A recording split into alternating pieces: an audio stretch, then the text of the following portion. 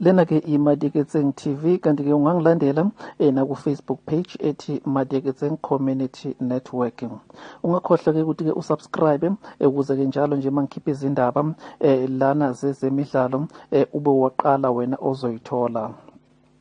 Lona ke ongunozinti we-Kaizer Chiefs uBrylon Peterson ongomunye ke wabantu sabafake ke kwi-transfer list ilona ke iqembu le-Kaizer Chiefs. Kodwa ke lona uzinti usazohlala kwi-Kaizer Chiefs emva ukuthi ke iFIFA iye yenza umyalelo ukuthi ke amaqembu angakwazi ukuthi ke a-extend ama-contract wabadlali kuze kuphele ke yona ke isizini ka-2019 no-2020.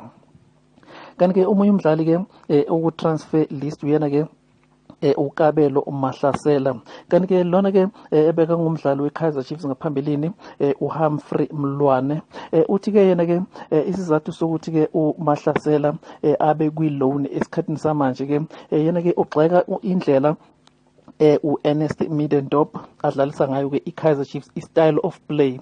Uthi ke mawubheka ke uMahlasela udlale nje kuphela ke imidlalo emihlanu ngesizini edlulile yaka 2018 no 2019. uMahlasela ke ulone kulona ke iqembu le Polokwane City. Wena ke uthini ke umbono wakho ngeloan yakhe ke uMahlasela kanye ke nonozinti uBrylon Peterson? Ngena comment section ke ubeke umbono wakho, ushuthi ke uyavumelana ke nayo Humphrey Mlwane ukuthi ke indlela iKaizer Chiefs edlala ngayo iyona kenza ukuthi ke abadlali abanjengoMahlasela bangakwazi ukucopa.